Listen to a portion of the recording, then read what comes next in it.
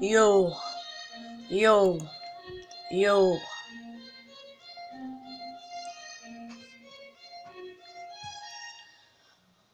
M-am gândit să încep cam așa pe beat cu toți. Știm că dacă te-o lua de hâmăgă, ai slăbit, te aspar. El e un faraon, l-ai atins, ai decedat. El e genul de om calm. Când îl calci în picioare, se enervează prea tare.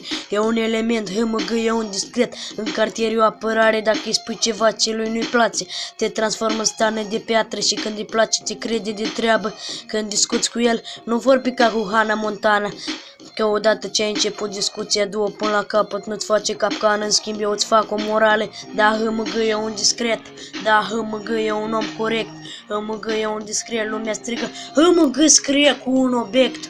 Hâmăgă e mereu corect și mai ales că e ca un magnet. Versurile astea mă transformă în autor adevărat. Poporul mă crede un poet dezorientat.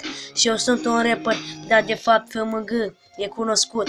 Nu poți să-mi spui că nu e adevărat, fiindcă nu l-ai cunoscut. Dar știu că pe mine nu s-a răzbunat. A fost mereu lângă el, că sunt băiat și niciodată sortat.